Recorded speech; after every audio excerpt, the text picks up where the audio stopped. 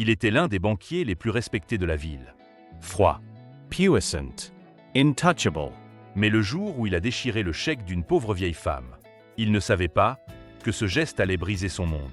Ce qu'il allait découvrir ensuite allait le faire trembler. Abonnez-vous maintenant à Moral History.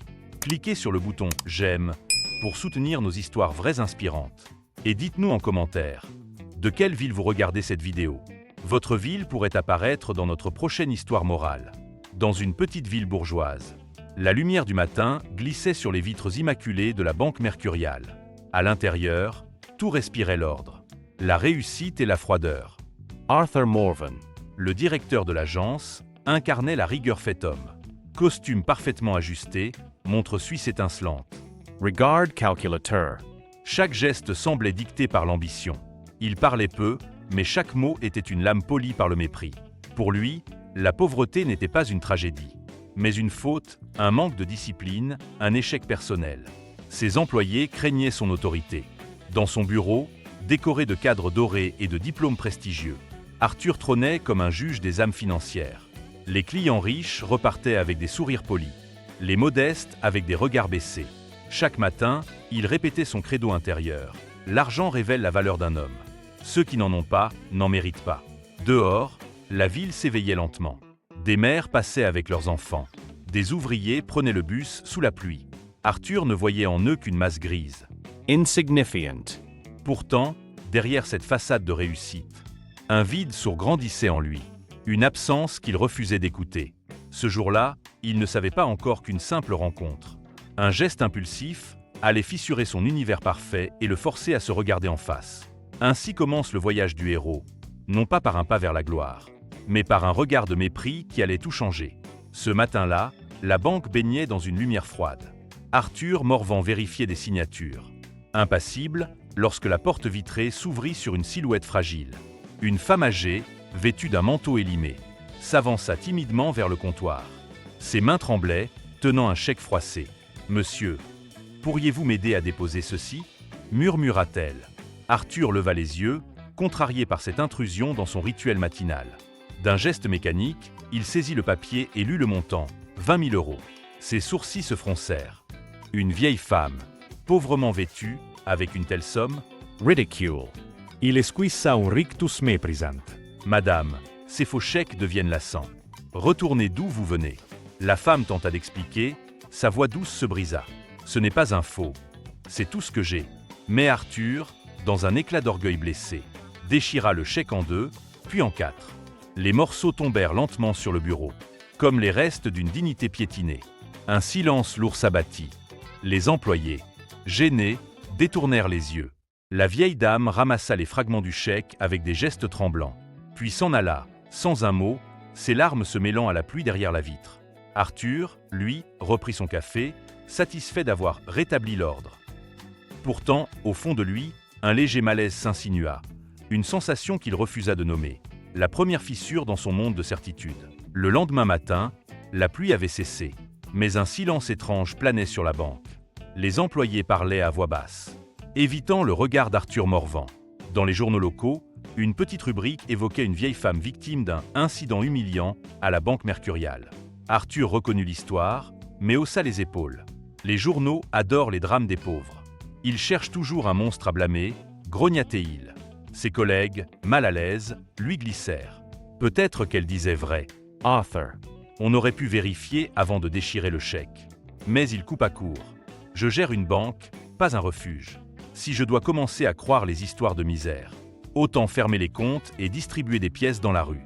Cette froideur, pourtant, masquait un trouble nouveau. Le soir, en rentrant chez lui, il revoyait le visage de la femme. Ses mains tremblantes, sa voix cassée. Chaque fois qu'il fermait les yeux, il revivait la scène du chèque déchiré. Ce geste brutal, presque instinctif. Il tenta de se rassurer en répétant son credo. Les faibles mentent pour survivre. Mais quelque chose résistait. Une dissonance dans son cœur. Une voix qu'il refoulait. Et si, cette fois, tu t'étais trompé? Pourtant, Arthur repoussa cette pensée, comme on balaie une poussière gênante. Il préféra s'enfermer dans le confort glacial de son bureau, refusant d'écouter le murmure du destin qui, déjà, frappait à sa porte. Quelques jours plus tard, Alors qu'Arthur Morvan s'enfermait encore dans son bureau, un visiteur inattendu franchit la porte de la banque. C'était Henri Delhomme, ancien directeur de l'agence et mentor d'Arthur à ses débuts. Un vieil homme à la démarche lente, mais au regard vif, empreint de sagesse et de bienveillance.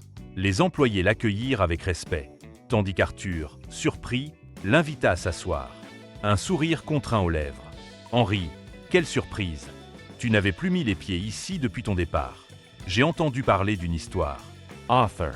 Une femme, un chèque et une humiliation publique. » Arthur fronça les sourcils. « Oh, encore ces rumeurs. Une fraudeuse. Tout simplement. » Henri secoua la tête, le regard perçant. « Tu es devenu tout ce que je craignais que tu deviennes. Un homme riche, mais pauvre de cœur. » Un silence lourd suivit. Arthur tenta de détourner la conversation, mais Henri poursuivit. « Quand j'étais directeur, j'ai appris une vérité simple. Chaque client apporte plus qu'un compte. Il apporte une histoire.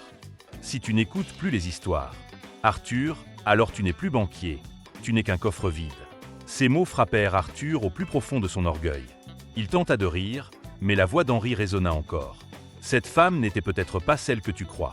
Et si la vie te donnait une chance de réparer, la saisirais-tu » Henri se leva, posa une main sur son épaule et ajouta doucement. « Souviens-toi, Arthur, on peut être puissant sans être juste, mais jamais juste sans être humain. » Quand le vieil homme quitta la banque, Arthur resta seul, troublé. Une fissure plus profonde venait de s'ouvrir, celle de sa conscience. Quelques semaines s'écoulèrent.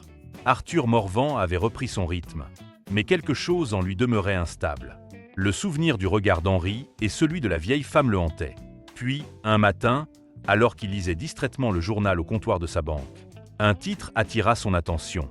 Une mystérieuse bienfaitrice lègue 30 millions d'euros à un orphelinat local. Arthur fronça les sourcils.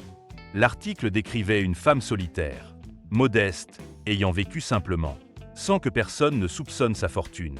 Son nom de naissance. Clara Berard. Arthur sentit son cœur se serrer. Ce nom, il le reconnut aussitôt. Celui de la vieille femme au chèque déchiré. Un froid intense l'envahit.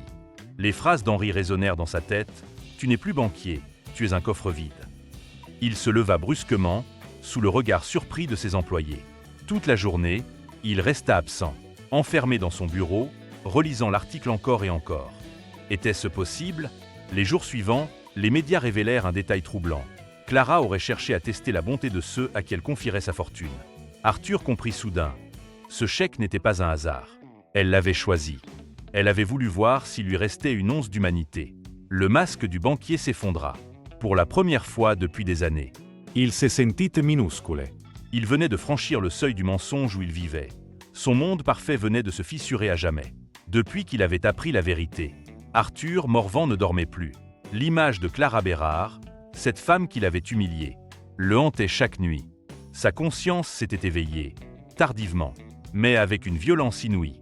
Il chercha à comprendre. Il fouilla les archives de la banque, interrogea ses employés, retourna sur les traces de Clara.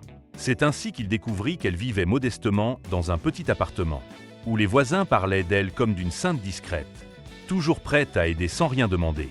Arthur rencontra également Lucie, une jeune assistante sociale, qui connaissait bien Clara. Méfiante au départ, elle lui lança avec froideur. « Vous venez vous donner bonne conscience ?» Arthur, pour une fois, resta silencieux. Ces mots n'avaient plus de poids. Il voulait agir, comprendre, réparer. Mais le destin n'allait pas le ménager.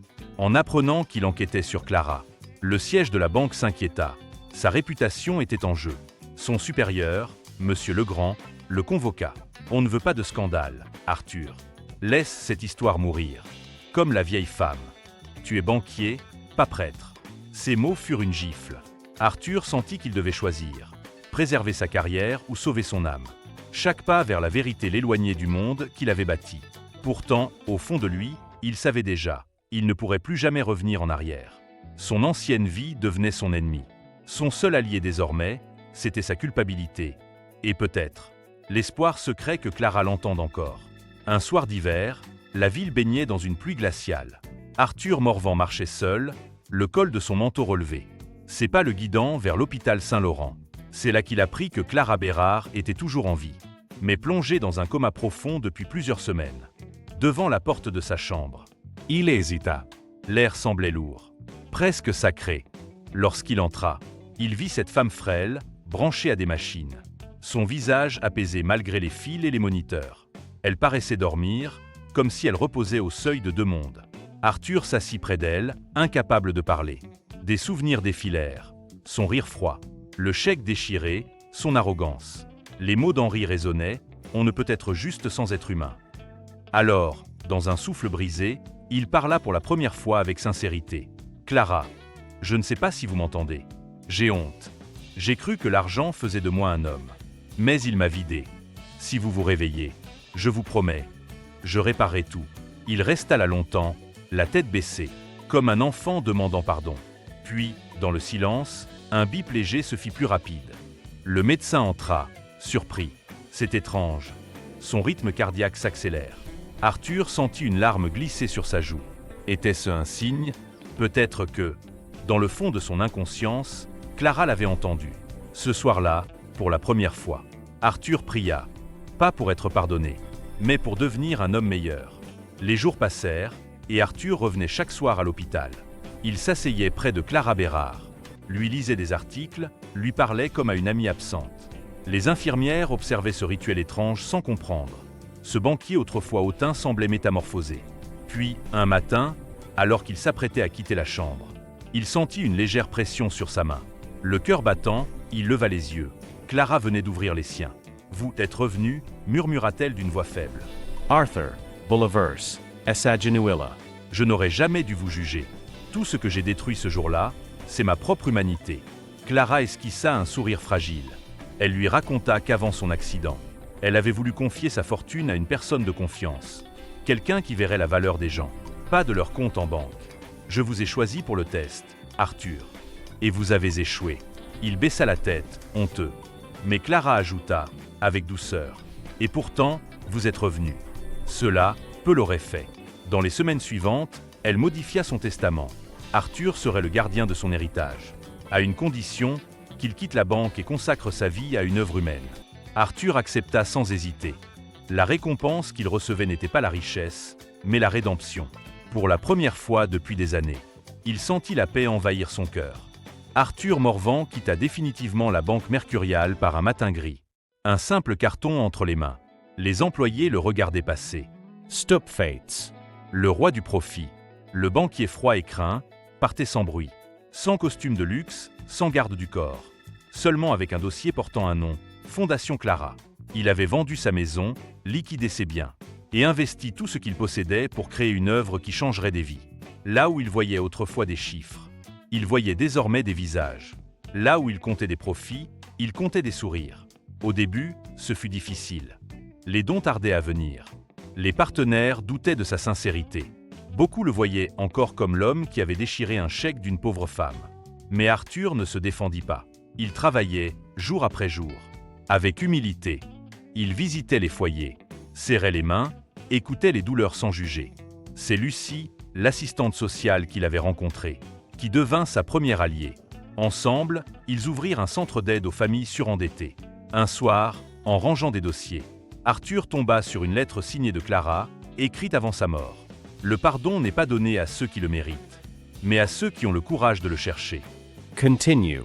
Il resta longtemps à contempler ces mots, le cœur apaisé. Il avait enfin compris que la richesse véritable ne se comptait pas en billets, mais en vie changée. Les années passèrent, et le nom Arthur Morvan prit un tout autre sens dans la ville. On ne parlait plus du banquier hautain de la banque mercuriale, mais du fondateur de la Fondation Clara, un homme au regard doux et à la voix calme, qui tendait la main à ceux qui l'auraient jadis méprisé. Chaque matin, il ouvrait les portes du centre d'accueil, saluant les familles, les jeunes sans emploi, les anciens sans toit. Il ne se contentait plus d'écouter leurs histoires, il y participait. Un jour, un journaliste vint l'interviewer pour un reportage. « Monsieur Morvan, comment expliquez-vous un tel changement ?» Arthur Surratt Dousement. Un jour, j'ai déchiré un chèque, et c'est mon âme que j'ai mise en lambeaux.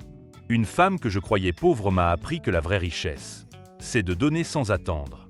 Il leva les yeux vers un grand tableau accroché dans le hall.